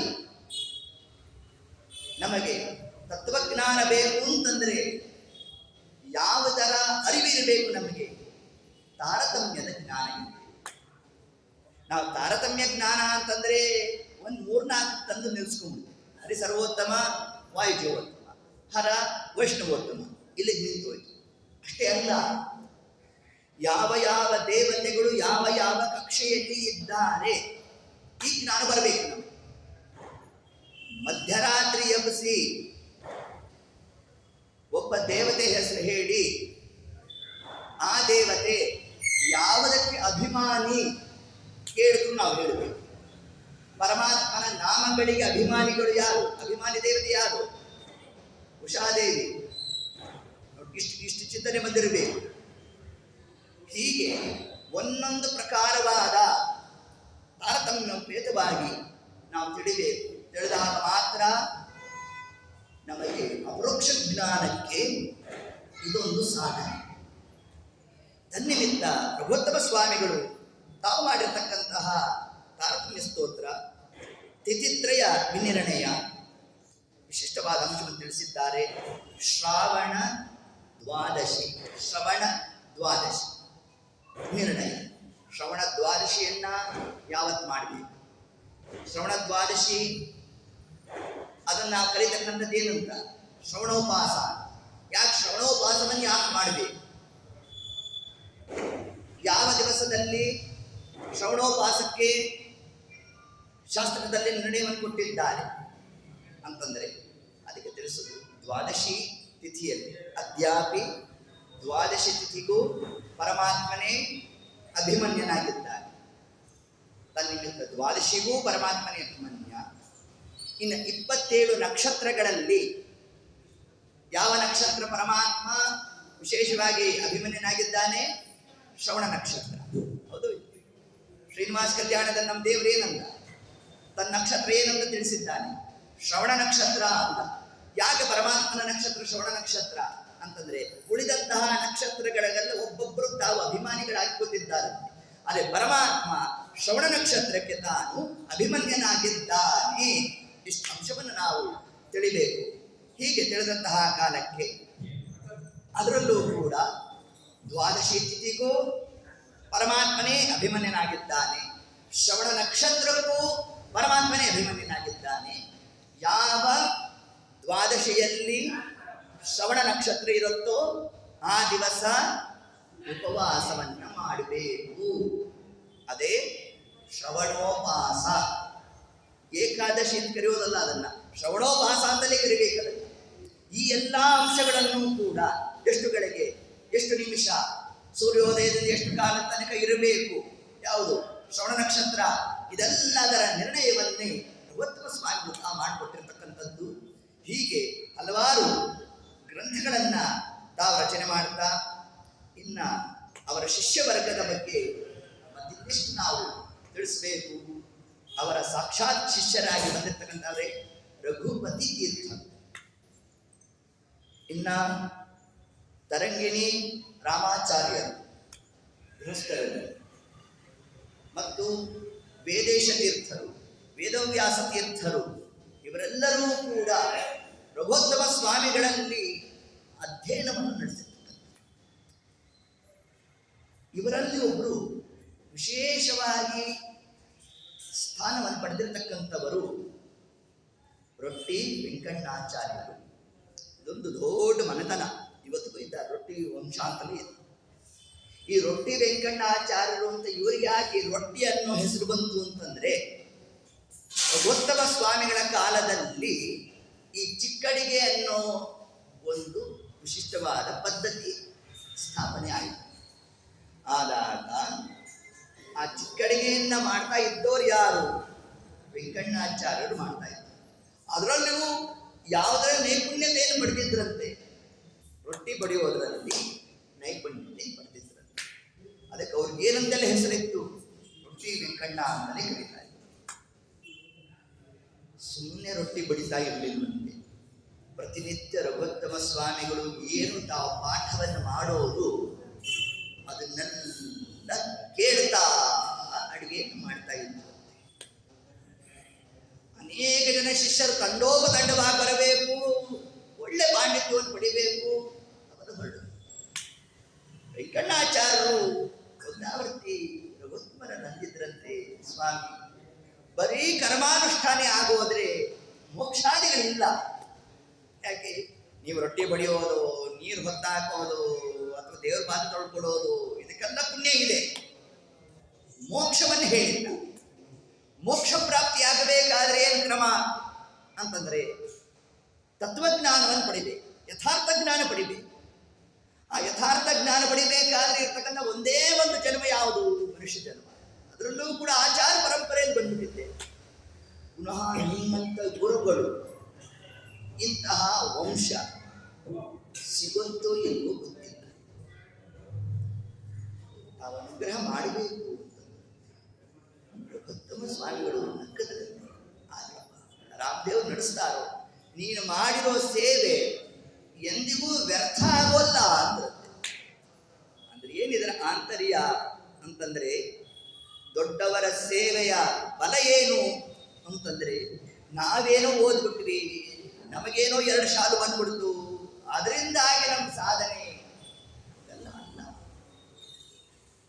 ಕೇವಲ ವ್ಯಾಕರಣ ಜ್ಞಾನ ಇದೆ, ಕಾವ್ಯ ಭಾಗದ ಜ್ಞಾನ ಇದೆ, ಶ್ಲೋಕ ರಚನೆ ಮಾಡ್ತಾ ಇದ್ದೇನೆ ಅನ್ನೋ ಮಾತ್ರಕ್ಕೆ ಪರಮಾತ್ಮ ನಮ್ಗೆ ಗಮ್ಯನಾಗ್ತಾನೆ ಅಂತಂದಿದ್ದರೆ ಎಲ್ಲರೂ ಪ್ರೋಕ್ಷಜ್ಞಾನಿಗಳಾಗೋದಿಲ್ಲ. ಹಂಗಲ್ಲ ಅಲ್ಲ, ವೇದ ಓದಲು ಬರಿದೆ ವಾದ ಮಾಡಲು ಹಾದಿ ದೊರೆಯಲು ಉದರ ವಾದನ. ಜ್ವಲಂತ ನಿದರ್ಶನ ಯಾರು? ಕಲ್ಲೂರು ಸುಬ್ಬಣ್ಣಾಚಾರ್ಯ. ಏನು ಕ್ರಮ? ಮೊದಲನೇ ಬಾರಿಗವರು ಸುಧಾಮಂಗಳ ಮಾಡಿಸ್ತಾ ಇದ್ದಿದ್ದೇ ಎಷ್ಟೋ ಬಾರಿ ಅಂತಿದ್ರು. ಹಿಂಗಿರ್ಬೇಕಾದ್ರೆ ಆ ದಿವಸ ತಾವು ಸುಧಾ ಗ್ರಂಥದ ಅನುವಾದ ಪ್ರಾರಂಭ ಮಾಡಿದ್ದಾರೆ. ಅಡಿಗೆ ಒಂದು ಬಂದಿರಲಿಲ್ಲಂತೆ. ಇದು ಸರ್ವಕಾಲಿಕ ಸತ್ಯ. ಇದು ಅಡಿಗೆ ಒಂದು ಬಂದಿರಲಿಲ್ಲ. ಆಗ ವಿಜಯದಾಸರೇ ತಾವೇ ಆ ದಿವಸ ಮಂಡಿಗೆಯನ್ನು ಮಾಡಿದ್ರು. ಸುಧಾ ಅನುವಾದ ಆಗಿತ್ತು, ಬಂದು ಕೂತು ಅವರ ವರ್ಚಸ್ಸು ಯಾರಿಗೆ ಪರಿಚಯ ಇರಲಿಲ್ಲ. ಎಲ್ಲರೂ ಬರೋದು ಅವ್ರಿಗೆ ನಮಸ್ಕಾರ ಮಾಡಿ, ಎಲ್ಲರೂ ಬರೋದು ಅವ್ರಿಗೆ ನಮಸ್ಕಾರ ಮಾಡಿ. ಹಿಂಗಾದಾಗ ಏನಾಯಿತು? ಸುಬ್ಬಣ್ಣಾಚಾರ್ಯ ಸ್ವಲ್ಪ ಒಳಗಿಂದ ಕಸಿಬಿಸಿ ಆಯಿತು. ಪ್ರಕಾಂಡ ಪಂಡಿತ ನಾನು, ನನ್ನ ಶಿಷ್ಯವರ್ಗನೇ 106 ಮಂದಿ ಕೂತಿದ್ದಾರೆ ಇಲ್ಲಿ. ಆಚಾರ್ಯರ ಸುಧಾನುವಾದವನ್ನು ಕೇಳಲಿಕ್ಕೆ 106 ಜನ ಸುಧಾ ಪಂಡಿತರು ಕೂತಿದ್ರಂತೆ. ಅಂತಹ ಪಾಂಡಿತ್ಯ ಅವರದು. ಹೋಗಿ ಹೋಗಿ ಏನೋ ಕಾಲಿಗೆ ಗೆಜ್ಜೆ ಕಟ್ಟಿಕೊಂಡು ಚಿಟಿಗೆ ಬಾರಿಸ್ಕೊಂಡು ಇಂಥವ್ರಿಗೆ ಇಷ್ಟಲ್ಲ ಮಹಿಮಾನ ಅಂತ ಅನ್ಕೊಂಡು ಸೋತ್ತವನ ನಿಂದನೆ ಮಾಡಿಕೊಂಡು,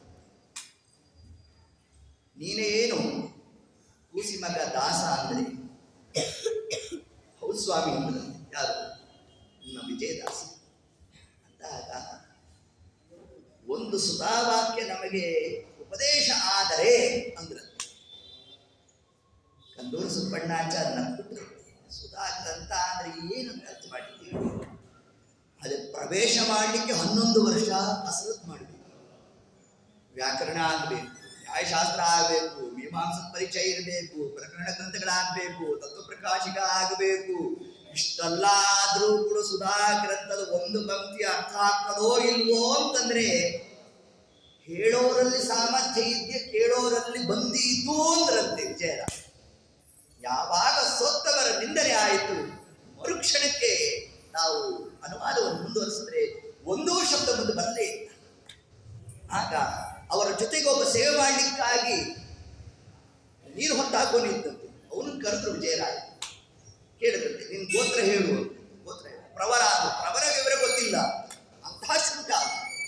ಅವನ ತಲೆ ಮೇಲೆ ವಿಜಯರಾಯ ತಾವು ಕರಸ್ಪರ್ಶ ಮಾಡಿದ್ರೆ ಸಮಗ್ರ ಸುಧಾ ಗ್ರಂಥವನ್ನ ತಾನೇನಲ್ಲ ಅನುವಾದಾದಿಗಳನ್ನು ಮಾಡಿದ್ದಾನೆ. ಮದಡನಾದರೂ ಜ್ಞಾನ ಉದಯವಾಹುದು, ಸಟೈದಲ್ಲವೂ ವ್ಯಾಸವಿಠಲವಲ್ಲನು.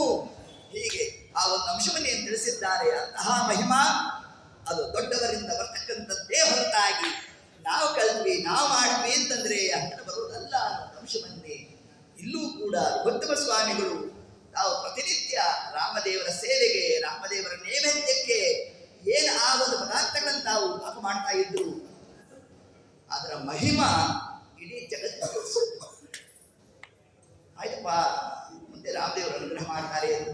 ಅನೇಕ ಜನ ಪ್ರವಾದಿಗಳು ಬಂದಿದ್ರು, ಅನೇಕ ಜನ ಗೃಹಸ್ಥಾಶ್ರಮ ಶಿಷ್ಯರು ಕೂತಿದ್ರು.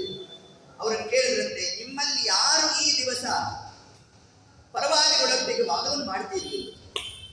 ಎಲ್ಲರೂ ಕೂಡ ಸ್ವಲ್ಪ ತಟಸ್ಥರಾದರು. ನಾವಿನ್ನೂ ಪಾಠದಲ್ಲಿದ್ದೇವೆ, ಇನ್ನೂ ಸ್ವಲ್ಪ ಅನುಭವ ಬೇಕು. ಹಂಗಲ್ಲ, ಕ್ರಮ ಅಲ್ಲ, ವಾದ ಜಲ್ಪ ವಿದಂಡ ಅಂತ 3 ಪ್ರಕಾರ ಇದೆ. ಆದ್ರಿಂದ ಯಾವ್ಯಾವ ಕ್ರಮದಲ್ಲಿ ಅವರು ನಮ್ಮನ್ನು ಬರ್ತಾರೋ ಪರಿಷ್ಕಾರ ಮಾಡ್ತಾರೋ ಹಂಗಲ್ಲ ಆಗೋಲ್ಲ ಅಂತ ತಟಸ್ಥರ ಕೂತಿದ್ರು. ಆಗ ರಘುತ್ತಮ ಸ್ವಾಮಿಗಳು ವೆಂಕಣ್ಣ ಅಂದ್ರಂತೆ, ನೀ ಅನುವಾದ ಮಾಡ್ತೀಯನು? ನಿಮ್ಮ ಅನುಗ್ರಹ ಇದ್ರೆ ಮಾಡಿ ಒಂದೇ. ಆ ದಿವಸ ಅವರಿಂದ ವಿಶೇಷವಾಗಿ ಶ್ರೀಮನ್ಯಾಸುದಾದಿ ಗ್ರಂಥಗಳ ಅನುವಾದ ನಡೀತಾ ಇದ್ರೆ ಉಳಿದಂಥ ಎಲ್ಲ ಶಿಷ್ಯರು ಆಶ್ಚರ್ಯಪಟ್ಬಿಟ್ರಂತೆ. ಅಲ್ಲ, ಪ್ರತಿನಿತ್ಯ ಏನು ಒಂದಿಷ್ಟು ಅಡಿಗೆ ಮಾಡ್ಕೊಂಡಿದ್ದವರು ಶ್ರೀಮನ್ಯಾಸುದಾ ಗ್ರಂಥ ಅದು ಏನು ಬರೀ ಪಾಠ ಅಲ್ಲ, ಪರವಾದಿಗಳ ನಿಗ್ರಹ. ಇಷ್ಟು ಕಾರ್ಯ ಆಗಬೇಕಾದ್ರೆ ದೊಡ್ಡವರ ಅನುಗ್ರಹವೇ ಕಾರಣ ಹೊರತಾಗಿ ನಾವು ಓದಿದ್ದೇವೆ, ನಾವು ಕಲಿತಿದ್ದೇವೆ, ಅದ್ಯಾವುದು ನಮ್ಮ ಕೈಗಿಲ್ಲ. ಎಷ್ಟು ಅನುಭವಿಸಿದ್ದ ಇವೆಲ್ಲ ಸೋತ್ತವರ ಅನುಗ್ರಹ ಆಗಬೇಕು ಅನ್ನೋದಕ್ಕೆ. ಯಾರೋ ಒಬ್ರು ಅನ್ಕೊಂಡಿದ್ರಂತೆ, ಉಡುಪಿಗೆ ಹೋದಾಗ ಈ ಸತಿ ಕೃಷ್ಣಾಷ್ಟಕ ಕೃಷ್ಣನ ಕಿಂಡಿ ಮುಂದೆ ನಿಂತು ಒಂದು ಶ್ಲೋಕ ಆದ್ರೆ ಹೇಳಿ ಬರಬೇಕು. ಸರಿ ಎಲ್ಲ ಕಂಠಸ್ಥ ಮಾಡ್ಕೊಂಡು ಮಧ್ವ ಸರೋವರದಲ್ಲಿ ಇಳಿಯೋ ಕಾಲಕ್ಕೂ ಪಾಲಯಾಚ್ಯುತ ಪಾಲಯಾಜಿತ ಪಾಲಯ ಕಮಲಾಲಯ ಎಲ್ಲ ಹಿಡ್ಕೊಂಡಿದ್ದ. ಸ್ನಾನಗೀನ ಎಲ್ಲ ಆಯ್ತು, ಮುದ್ರೆ ಗೋಪಚನ ಎಲ್ಲ ಹಚ್ಕೊಂಡ, ಆಕ್ಯೋಲ್ಲಿ ನಿಂತ್ಕೊಂಡ, ಕೃಷ್ಣನ್ ಮುಂದೆ ನಿಂತ. ಪಾಲಯಾಚ್ಯುತ ಮೊದಲನೇ ಶಬ್ದನೇ ತೊರೆಯುವುದು. ಅದೇನಾಯ್ತು ರೀ, ಮಧ್ವ ಸರೋವರ ಸ್ನಾನ ಮಾಡಬೇಕಾದ್ರೆ ಬಂದಿತ್ತು, ಕೃಷ್ಣನ್ ಮುಂದೆ ನಿಂತರು ಬರಲೇ ಇಲ್ಲ ಅಂತ. ಅದಕ್ಕೆ ನಮ್ಮ ದೇವರಂತ ಅದಕ್ಕಿಂತ ಯೋಗ್ಯತಾ ಬೇಕು. ಅಂದ್ರೆ ಜ್ಞಾನ ನಮ್ಮ ಅಧೀನ, ಅದು ಭಗವದ್ ಅಧೀನ. ಆದ್ದರಿಂದ ಅಂತಹ ಪರಮಾತ್ಮನ ಅನುಗ್ರಹ ನಮಗೆ ಪ್ರಾಪ್ತಿಯಾಗಬೇಕಾದರೆ ಅದು ಗುರುಗಳ ದ್ವಾರ. ನ ಶಬ್ದಾಬ್ಧೋ ಗಾಢ ನ ಚ ನಿಗಮ ಚಾಸು ಚತುರ. ಟೀಕಾಕೃತ್ವಾದೃಶ್ಮ ನ್ಯಾಸದ ಗ್ರಂಥದಲ್ಲಿ ಇದನ್ನು ಉಲ್ಲೇಖ ಮಾಡ್ತಾರೆ. ನ ಶಬ್ದಾಬ್ಧೋ ಗಾಢ ಆಶ್ಚರ್ಯಚರ್ಯೋ ಜಯಾರ್ಯ. ವಾದೀಂದ್ರ ಸ್ವಾಮಿಗಳು ಇದನ್ನ ಉಲ್ಲೇಖ ಮಾಡಿದ್ರು. ಟೀಕಾರಾಯರ ಜೀವನ ಚರಿತ್ರೆ ಏನು ಆಶ್ಚರ್ಯ ಅದು. 18 ವರ್ಷಗಳ ಕಾಲ ಅಸ್ತ್ರವಿದ್ಯಾ ಶಸ್ತ್ರವಿದ್ಯಾ ಹೀಗೇನು ಕುದುರೆ ಸವಾರಿ ಮಾಡಿಕೊಂಡು ಒಳ್ಳೆ ವೈಭೋಗದ ಜೀವನ ಹೀಗಿರ್ಬೇಕು ಅವರು. ಆದ್ರೆ ಒಂದಾವರ್ತಿ ಕಿಂಪಟ್ಟು ಪೂರ್ವದೇಹ ಅನ್ನೋ ಒಂದು ಶಬ್ದ ಕೇಳ್ತಾ ಇದ್ದಂತೆ ವೈರಾಗ್ಯಜನ್ಯ ಆಗೋಣ. ಒಂದಲ್ಲ ಎರಡು ಮದುವೆ ಆಗೋಗಿತ್ತು. ರಘುನಾಥ ರಾಯರು ಜಾತಕ ತೋರಿಸಿದ್ರಂತೆ, ನಿಮ್ಮ ಹುಡುಗನ್ ಯಾಕೋ ಸ್ವಲ್ಪ ಸನ್ಯಾಸ ಯೋಗತ್ತೆ ವಾಲ್ತಾ ಇದೆಯಲ್ಲ. ಅದಕ್ಕೆ ಇವರೇನ್ ಮಾಡಿದ್ರು, ಒಳ್ಳೆ ಶ್ರೀಮಂತರು, ಒಂದಲ್ಲ ಎರಡು ಮದುವೆ ಮಾಡಿಸ್ಕೊಟ್ರು. ಒಂದು ಮಾಡಿಸಿದ್ರೆ ಬಿಟ್ಟು ಹೋದ್ರೆ ಕಷ್ಟ, ಇಬ್ರು ಎರಡು ಕೈ ಹಿಡ್ಕೊಂಡು ಜಗ್ತಾ ಇರ್ಬೇಕು, ಹಿಂಗೆ ವ್ಯವಸ್ಥೆ ಮಾಡಿಬಿಟ್ಟಿರ್ಬೇಕು. ಇಷ್ಟೆಲ್ಲ ಆದರೂ ಕೂಡ ನಮ್ಮ ದೇವರನ್ನ ವಿಧಿನಾಲಿಗಿದೆ ಬ್ರಹ್ಮ, ನಾನು ವಿಧಿ ಬಂದಿದ್ದೇನೆ ಅಂತ ಹೇಳ್ತಾ ಇನ್ನು ನಿಷೇಕ ಪ್ರಸ್ಥ ಆಗಿರುವಂತೆ ಸನ್ಯಾಸ ಸ್ವೀಕಾರಾದಿಗಳ ಆಗೋಗಿರಬೇಕು. ರಘುನಾಥ ರಾಯರು ಬಂದರು, ಬೇಕಾದ ಆ ಕಾಲಕ್ಕೆ ತಾವು ನಮ್ಮ ಅಂಶವನ್ನು ಅಲ್ಲಿ ತಾವು ತಿಳಿಸಿಕೊಟ್ಟಿದ್ದಾರೆ. ಇಷ್ಟೆಲ್ಲ ಆದಾಗ ಮರುಕ್ಷಣಕ್ಕೆ ಏನಾಯಿತು, ಸರ್ಪರೂಪದಿಂದ ಆದಿ ಶೇಷವೇಷ. ಶೇಷದೇವರ ವಿಶೇಷವಾದ ಸನ್ನಿಧಾನ ಮಾತ್ರ ಯಾರು? ಇಂದ್ರದೇವರು. ಕಾರಣ ಇಂದ್ರದೇವರಿಗೆ ನಿಯತ ಗುರುಗಳು ಶೇಷದೇವ, ಇದು ನಮ್ಮ ಶಕ್ತಿ. ಹೀಗೆ ಈ ಕ್ರಮದಿಂದ ದೊಡ್ಡವರ ಅನುಗ್ರಹವನ್ನು ಪಡೆದದ್ದು. ಇದ್ದದ್ದೆಷ್ಟು ಕಾಲ? 40-42 ವರ್ಷ. ಸನ್ಯಾಸ ಧರ್ಮ 22 ವರ್ಷ. ಗ್ರಂಥಗಳ ರಚನೆ 18 ಟೀಕಾ ಗ್ರಂಥಗಳು, 3 ಸ್ವತಂತ್ರ ಗ್ರಂಥ. ಹೀಗೆ ಏತತ್ ಕ್ರಮದಲ್ಲಿ ಟೀಕಾಕೃತ್ವ ಅಂತ ಮಾಡಿದ್ರಲ್ಲ, ಏನ್ ನಾವು ಅಧ್ಯಯನ ಮಾಡಿದ್ರು ಅಂತ ಬಂತು ಅಂತಂದ್ರೆ ಅದಕ್ಕೆ ತಿಳಿಸ್ತಾರೆ, ಗುರುಕಾರುಣ್ಯ ಸರಣಿ. ಟೀಕಾರಾಯರು ಹೇಳ್ತಾರೆ, ನಮ್ಗೆ ಯಾವ ಗ್ರಂಥ ಏನಾಗಿಲ್ಲಪ್ಪ, ಆದರೂ ಕೂಡ ನಾವೇನು ಮಾಡ್ತಾ ಇದ್ದೇವೆ ಅಂತಂದ್ರೆ ಶ್ರೀಮದ್ ಆಚಾರ್ಯರ ಒಂದು ಅನುಗ್ರಹದಿಂದ ಇಷ್ಟು ಕಾರ್ಯವನ್ನು ನಡೆಸಿದ್ದೇವೆ ಅಂತ. ಏನು ಟೀಕಾರಾಯರು ಒಂದು ಶಿಷ್ಟಾಚಾರ ಪರಂಪರೆಯನ್ನು ಹಾಕುತ್ತಿದ್ದಾರೆ. ಅದನ್ನು ವಿಶೇಷವಾಗಿ ದೃಢೀಕರಿಸಿರ್ತಕ್ಕಂತಹ ಮೇಲ್ಪಂಕ್ತಿಯಲ್ಲಿರ್ತಕ್ಕಂತಹ ನಮ್ಮ ರಘುತ್ತಮ ಸ್ವಾಮಿಗಳು ಕೂಡ ಈ ಒಂದು ಪ್ರಕರಣವನ್ನೇ ರೊಟ್ಟೆ ವೆಂಕಣ್ಣಾಚಾರ್ಯರು ರಾಯರು ಕೂಡ ಉಲ್ಲೇಖ ಮಾಡಿರ್ತಕ್ಕಂತಹ ಮಹಾನುಭಾವರು ರೊಟ್ಟೆ ವೆಂಕಣ್ಣಾಚಾರ್ಯರು. ಅಂತಹ ಮುಂದೆ ಅವರು ಅನೇಕ ಗ್ರಂಥಗಳ ಉದ್ಗ್ರಂಥಗಳನ್ನೇ ತಾವು ಟಿಪ್ಪಣಿಯನ್ನು ಬರೆದಿರ್ತಕ್ಕಂಥವರು. ಅಂತಹ ಟಿಪ್ಪಣ್ಣಾಚಾರ್ಯರಾಗಿ ಅಷ್ಟು ಮಹಿಮಾ ಅವರ ಪ್ರಾಪ್ತವಾದದ್ದು ಯಾರಿಂದ ಆದರೆ ರಘುತ್ತಮ ಸ್ವಾಮಿಗಳಿಂದ. ಅಂತಹ ಮಹಾನುಭಾವರ ಆರಾಧನಾ ಪರ್ವಕಾಲದಲ್ಲಿ ಒಂದೆರಡು ಅವರ ಬಗ್ಗೆ ನಾವು ಚಿಂತನಾದಿಗಳಲ್ಲಿ ನಡೆಸಿದ್ದೇವೆ. ಹೀಗೆ ಇಷ್ಟು ಪ್ರಕಾರವಾಗಿ ದೊಡ್ಡವರ ಚಿಂತನೆಯನ್ನು ಮಾಡ್ತಾ ಪೂಜ್ಯಶ್ಚ ಭಗವಾನ್ ವಿಷ್ಣು ಚಕ್ರಾಬ್ಜಾಧಿಕ, ದೊಡ್ಡವರ ಅನುಗ್ರಹವನ್ನು ಪಡಿತಾ ನಾವು ಆ ಚಕ್ರಾಬ್ಜ ಮಂಡಲದ ಒಂದು ವಾರದ ಉಪನ್ಯಾಸ ಮಾಲಿಕೆಯಲ್ಲಿ ನಮಗೆಷ್ಟು ತಲೆಗೆ ಬಂದಿತ್ತು, ನಿಮಗೆಷ್ಟು ನಾವು ಹೇಳಲಿಕ್ಕೆ ದೇವರ ಶಕ್ತಿ ಕೊಟ್ಟನು, ಅದರಲ್ಲಿ ನಿಮ್ಮನ್ಸಲ್ಲಿ ಎಷ್ಟು ದೇವರು ತಾನು ನಡೆಸಿದ್ದಾನು, ಅದೆಲ್ಲವೂ ಕೂಡ ಯಾವುದು ವ್ಯರ್ಥ ಆಗಲಿಕ್ಕಿಲ್ಲ.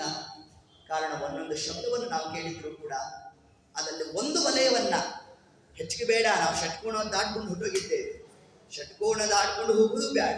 ಷಟ್ಕೋಣದ ತನಕ ಇದ್ದು ನಾವು ಎಲ್ಲಿ ತನಕ ಸಂಹಾರವನ್ನು ನಡೆಸಿದ್ವಿ ಅಂತಂದ್ರೆ, ಮೊದಲನೇ ವಲಯ ಜೀವ, ಅಲ್ಲಿ ಪರಮಾತ್ಮ, ಅದೇ ಸ್ವರೂಪ ದೇಹ. ಆ ಸ್ವರೂಪ ದೇಹದಲ್ಲಿ ಬಿಂಬರೂಪಿಯಾದ ಪರಮಾತ್ಮ ಘೃಣಿ ಶಬ್ದವಾಗಿದೆ. ಘೃಣಿ ಅಂದ್ರೆ ಏನು? ಕರುಣಾಮಯಿ.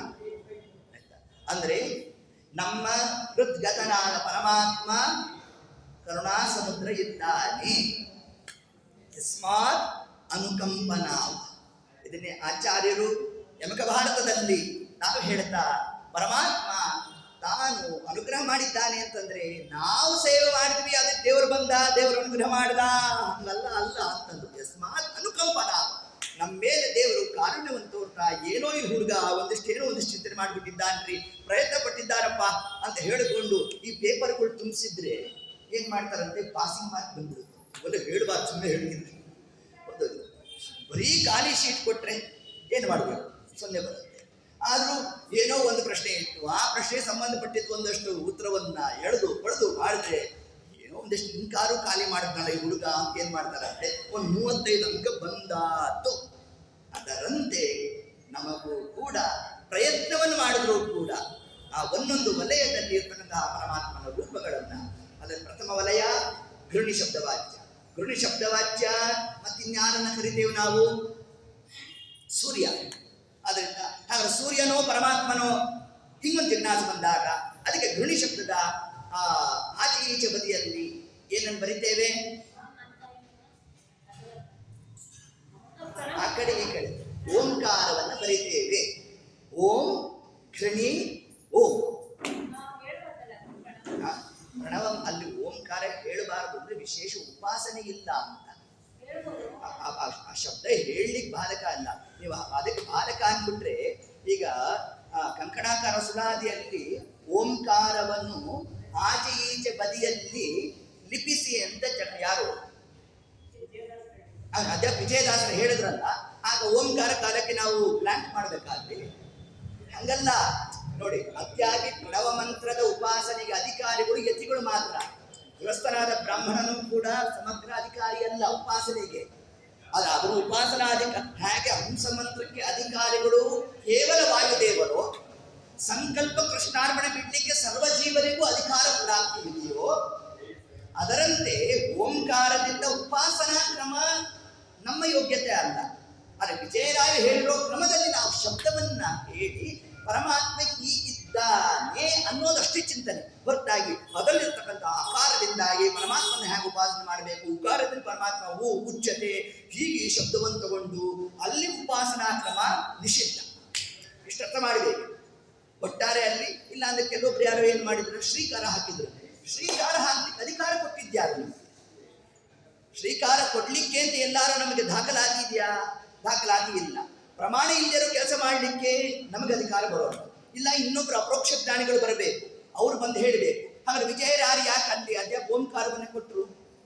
ಉಪಾಸನೆಗಲ್ಲ, ಪರಮಾತ್ಮ ಓಂಕಾರ ಪ್ರತಿಪಾದ್ಯ, ಅಷ್ಟು ನಾವು ಚಿಂತನೆ ಮಾಡಬೇಕು.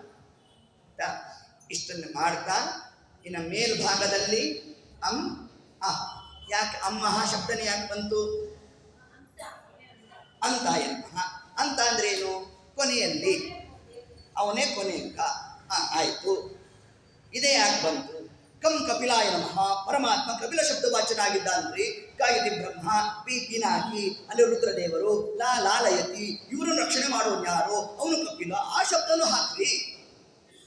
ಅಲ್ಲಿ ಅಂ ಶಬ್ದವೇ ಯಾಕೆ ಬಂತು? ಸ್ವರವ್ಯಂಜನಾಕ್ಷರ ಅಂದ್ರೆ ಸ್ವರಾಕ್ಷರಗಳು ಸ್ತ್ರೀ ದೇವತೆಗಳನ್ನು ಹೇಳುತ್ತೆ, ವ್ಯಂಜನಾಕ್ಷರ ಪುರುಷ ದೇವತೆಗಳನ್ನು ಹೇಳುತ್ತೆ. ಅಮ್ಮಹ ಸ್ತ್ರೀ ಪುರುಷ ಎರಡನ್ನೂ ಸೇರುತ್ತೆ. ಅಲ್ಲ, ಪರಮಾತ್ಮ ಏಕಕಾಲಕ್ಕೆ ಸ್ತ್ರೀ ಪುರುಷ ರೂಪವನ್ನು ಧಾರಣೆ ಮಾಡ್ತಾನೆ. ಆದ್ದರಿಂದ ಏನಾಯಿತು, ಈ ಗೃಣಿ ಶಬ್ದವನ್ನ ನಾವು ಅಮರಕೋಶಕ್ಕೆ ಅನುಗುಣವಾಗಿ ನಾವೇನಾದ್ರು ಸೂರ್ಯನ ಪರವಾಗಿ ಅರ್ಥ ಮಾಡಲಿಕ್ಕೆ ಹೋದ್ರೆ ಅಮ್ಮಹ ಶಬ್ದ ಸೂರ್ಯನಲ್ಲಿ ಕೂಡೋಲ್ಲ. ಅದನ್ನ ಅಂ ಅಹ ಶಬ್ದ ಅದು ಯಾರಲ್ಲಿ ಮಾತ್ರ ಹೋಲ್ತಕ್ಕಂಥದ್ದು? ಅದು ಪರಮಾತ್ಮನಲ್ಲಿ. ಯಾಕೆ ಅಂತಂದ್ರೆ ಸ್ವರವ್ಯಂಜನಾಕ್ಷರ ಅವೆರಡು ಮಾತ್ರ. ಹಾಗಾದ್ರೆ ಸ್ವರವ್ಯಂಜನ ಅಂತಂದ್ರೆ ಸ್ತ್ರೀ ಪುರುಷ ರೂಪಗಳು ಏಕಕಾಲಕ್ಕೆ ಧಾರಣೆ ಮಾಡಿರ್ತಕ್ಕಂಥವ. ಅದು ನಮ್ಮ ಶರೀರದಲ್ಲೇ. ಹೇಗೆ ಬಲಭಾಗದಲ್ಲಿ 36,000 ಪರಮಾತ್ಮನ ಪುರುಷ ರೂಪ, ಎಡಭಾಗದಲ್ಲಿ 36,000 ಸ್ತ್ರೀ ರೂಪ, ಇದೇ ಬೃಹತಿ ಸಹಸ್ರ ರೂಪ ಪರಮಾತ್ಮಂದು. ಹೀಗೆ ಈ ಕ್ರಮದಲ್ಲಿ ನಾವು ಚಿಂತನಾದಿಗಳ ನಡೆಸಬೇಕು ಅನ್ನೋದೇ ಅಂ ಅಹ. ಇದಾದ ಮೇಲೆ ಜೀವನಿಗೆ ಅನಾದಿ ಕಾಲದಿಂದ ಆವರಕ್ಕಾಗಿರೋದು ಯಾವುದು? ತ್ರಿಕೋಣ. ತ್ರಿಕೋಣಕ್ಕೆ ಅಭಿಮಾನಿಗಳು ಯಾರು? ಲಕ್ಷ್ಮೀದೇವಿ. ಲಕ್ಷ್ಮೀದೇವಿ ಯಾವ ಗುಣಗಳಿಗೆ ಅಭಿಮಾನಿ? ತ್ರಿಗುಣಗಳಿಗೆ ಅಭಿಮಾನಿ. ಲಿಂಗ ಶರೀರ ಯಾವುದಕ್ಕೆ ಸಂಬಂಧಪಟ್ಟಿದೆ? 3 ಗುಣಗಳಿಗೆ ಸಂಬಂಧಪಟ್ಟಿದೆ. ಹಾಗಾದ್ರೆ ಶ್ರೀ ಭೂ ದುರ್ಗಾ. ಶ್ರೀಂ ಹ್ರೀಂ ಕ್ಲೀಂ. ಶ್ರೀಂ ಕ್ಲೀಂ ಹ್ರೀಂ. ಯಾಕೆ ದುರ್ಗಾ ರೂಪಕ್ಕೆ ನಾವು ಹ್ರೀಂ ರೂಪವನ್ನು ತಗೋಬೇಕಲ್ಲಿ. ಅಲ್ಲಿ ಇಚ್ಛಾಶಕ್ತಿ, ಕ್ರಿಯಾಶಕ್ತಿ, ಜ್ಞಾನಶಕ್ತಿ 3 ಲಕ್ಷ್ಮೀದೇವಿಯ ರೂಪಗಳು. 3 ಕಾಲಗಳು ಯಾವ್ದ್ಯಾವುದು? 3 ಕಾಲ. ಬೇಸಿಗೆ ಕಾಲ, ಮಳೆಗಾಲ, ಯಾವ್ದು? ಚಳಿಗಾಲ. ಇವಾಗ ಯಾವ ಕಾಲ? ಚಳಿಗಾಲ ತಾನೇ. ಬೇಸಿಗೆ ಇವಾಗ ಇಲ್ಲ ತಾನೆ, ಚಳಿಗಾಲ. 3 ಕಾಲಗಳು. 3 ಕಾಲಗಳಿಗೆ 3 ಬೀಥಿಗಳು. ಗಜಬೀತಿ. ಗಜಬೀತಿ ಯಾವ ಕಾಲಕ್ಕೆ? ಬೇಸಿಗೆ. ಯಾಕೆ ಅಂದ್ರೆ ಸೂರ್ಯ ತಾನು ಈ ವಲಯದಿಂದ, ಭೂವಲಯದಿಂದ ಶ್ರೀವಲಯಕ್ಕೆ ಮೇಲ್ಭಾಗದಲ್ಲಿ ಸಂಚಾರ ಮಾಡ್ತಾನೆ.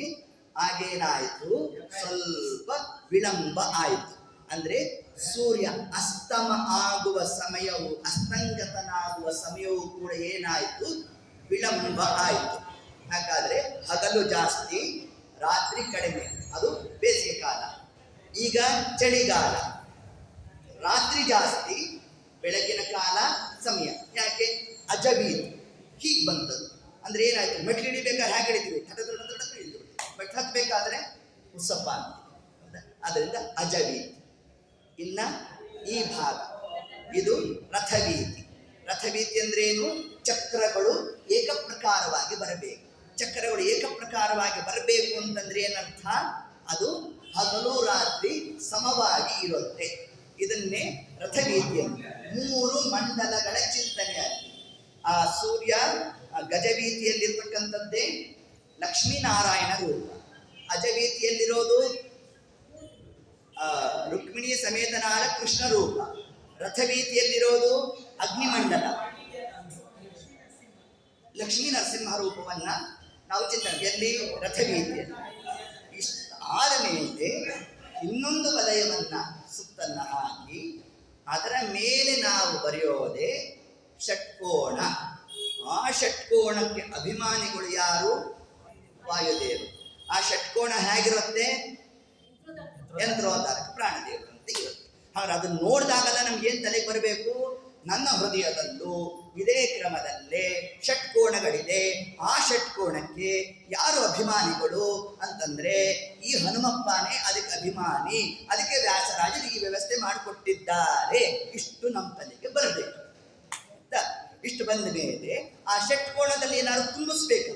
ಏನ್ ತುಂಬಿಸ್ಬೇಕು ಅಂತಂದ್ರೆ ರಾಮಾಯ ಶಾಶ್ವತ ಸುವಿಸ್ತೃತ ಷಟ್ಗುಣಾಯ 6 ಗುಣಗಳ ಚಿಂತನೆಯನ್ನು ಮಾಡಬೇಕು. ಇದರ ಜೊತೆಗೆ ಇನ್ನೇನು ತುಂಬಿಸ್ಬೇಕು? ಪ್ರಣವ ಮಂತ್ರವ ಲಿಪಿಸಿ. ನೋಡಿ, ಇವಾಗ ಅಲ್ಲಿ ಓಂಕಾರ ಹೇಳುವಲ್ಲ ಅಂದ್ರೆ ಓಂಕಾರದ ಅಕ್ಷರ ಬರೆಯೋದು ಹೇಗೆ ನಾವು?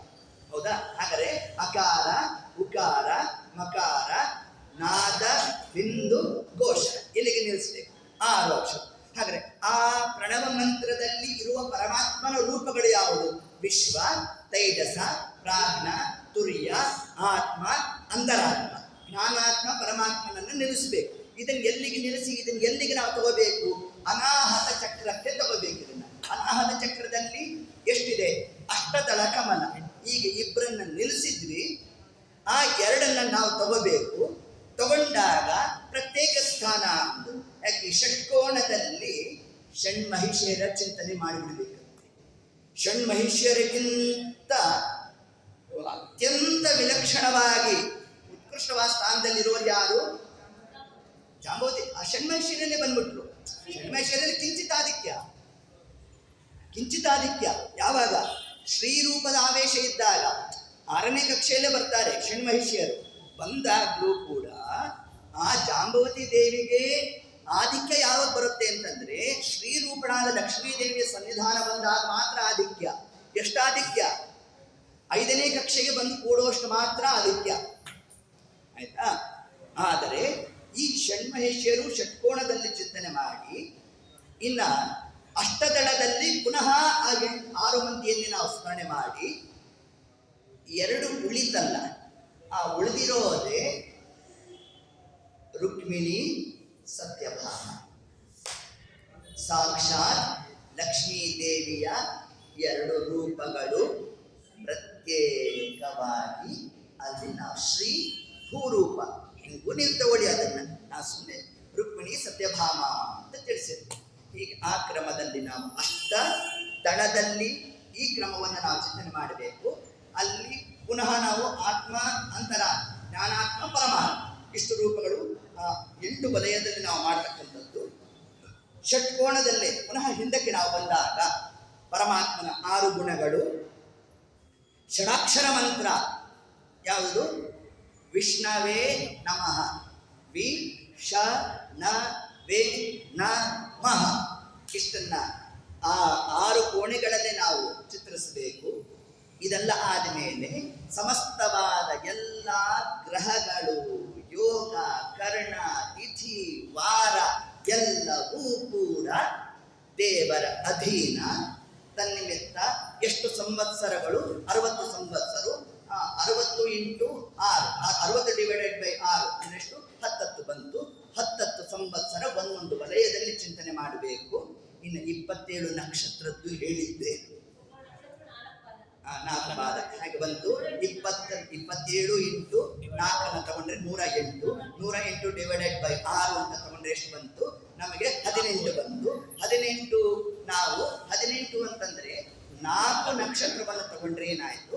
4 × 16 ಅಂದ್ರೆ ಒಂದು ವಲಯದಲ್ಲಿ ಎಷ್ಟು ಹಾಕಬೇಕು? 18 ಹಾಕಬೇಕು. ಅದಕ್ಕೆ ಮುಂದಿನ ವಲಯದ 2 ಪಾದಗಳನ್ನ ಹಿಂದಿನ ವಲಯಕ್ಕೆ ನಾವು ಸೇರಿಸ್ಬೇಕು. ಸೇರಿಸಿದಾಗ ಏನಾಯ್ತು?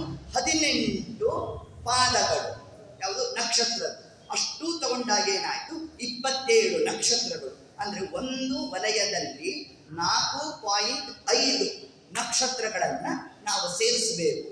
ಇಷ್ಟು ಕ್ರಮದಲ್ಲಿ ನಾವು ಆ ಷಟ್ಕೋಣದಲ್ಲಿ ದೇವರ ಉಪಾಸನೆಯನ್ನ ಮಾಡಬೇಕು ಅನ್ನುವ ಒಂದು ಅಂಶವನ್ನೇ ನಾವೇ ಚಿಂತನೆಯನ್ನು ಮಾಡ್ತಾ, ಸಂವತ್ಸರಗಳು ಅದನ್ನು ಇದರಲ್ಲಿ ಸೇರಿಸಿರಬೇಕು.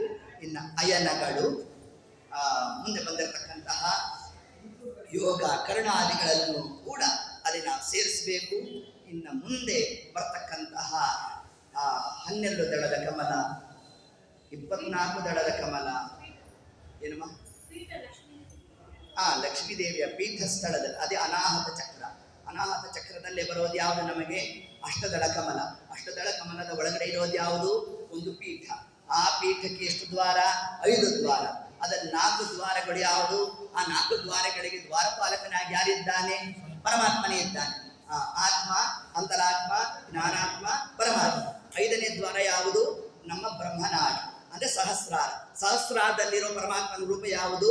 ತುರ್ಯನಾಮಕನಾದ ಪರಮಾತ್ಮ. ಅದೇ ವಾಸುದೇವ ರೂಪ ಅಂತ ನಾವು ಚಿಂತನೆ ಮಾಡ್ಬೇಕು. ಯಾಕೆಂದ್ರೆ ಮೋಕ್ಷಪ್ರದ ರೂಪ ಅಂತ. ಇಷ್ಟು ಈ ಕ್ರಮದಲ್ಲಿ ನಾವು ಯಾವುದು ಅಷ್ಟದಳ ಕಮಲ, ಅದರ ಒಳಗಡೆ ಇರ್ತಕ್ಕಂತಹ ಒಂದು ಪೀಠ, ಆ ಪೀಠದಲ್ಲಿ ಪರಮಾತ್ಮನ 12 ಭಗವದ್ ರೂಪಗಳ ಚಿಂತನೆ ಮಾಡಬೇಕು.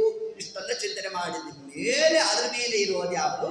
ಪ್ರಾದೇಶ ಮಾತ್ರಂ ಹೃದಯಂ ಸ್ಮರಂತಂ ಅಂತ ಹೇಳ್ತಾ ಎಂತಹ ಪರಮಾತ್ಮನನ್ನ ನಾವು ಚಿಂತನೆಯನ್ನು ಮಾಡ್ತಾ ಮುಂದೆ ಗುರುರಾಯರ ಅನುಗ್ರಹದಿಂದ ಉಳಿದಂತಹ ಅಷ್ಟದಳಗಳ ಒಂದು ಚಿಂತನೆಯನ್ನು ನಡೆಸೋಣ ಅಂತ ಹೇಳ್ತಾ, ಇಷ್ಟು ದಿವಸಗಳ ಕಾಲ ಈ ಒಂದು ಜಟಿಲಮಯವಾದ ಒಂದು ವಿಷಯ ಆದರೂ ಕೂಡ ಎಲ್ಲರೂ ಕೂಡ ಬಹಳ ಆಸಕ್ತಿಯಿಂದ ಇದನ್ನು ಶ್ರವಣ ಮಾಡುವ ಒಂದು ಸಂಕಲ್ಪದಲ್ಲಿ ತಾವನ್ನೇ ತೊಡಗಿದ್ರಿ. ಸಂತೋಷವಾದಂತಹ ಒಂದು ವಿಷಯ. ಆದ್ದರಿಂದ ತಮ್ಮೆಲ್ಲರಿಗೂ ಕೂಡ ಹರಿವಾಯ ಗುರುಗಳ ಅಂತರ್ಗತ ಭಾರತೀಯರ ಮುಖ್ಯ ಪುರಾಣಾಂತರದ ಏತಕ್ಷತ್ರಿಯಾಗಿರ್ತಕ್ಕಂತಹ ಸೀತಾರಾಮಚಂದ್ರ ದೇವರು ತಮ್ಮೆಲ್ಲರಿಗೂ ಕೂಡ ಅನುಗ್ರಹವನ್ನು ಮಾಡಲಿ ಅಂತ ನಾವು ಪ್ರಾರ್ಥನೆಯನ್ನು ಮಾಡ್ತಾ ಒಂದೆರಡು ವಾಕ್ಯಸುಮವನ್ನ ಪಾಠ ಮಾಡಿರ್ತಕ್ಕಂಥ ಎಲ್ಲ ಗುರುಗಳಿಗೂ ನಾವು ಸಮರ್ಪಣೆಯನ್ನು ಮಾಡ್ತಾ ಸರ್ವಂ ಶ್ರೀ ಕೃಷ್ಣಾರ್ಪಣಮಸ್ತು. ಹರೇ ನಮಃ.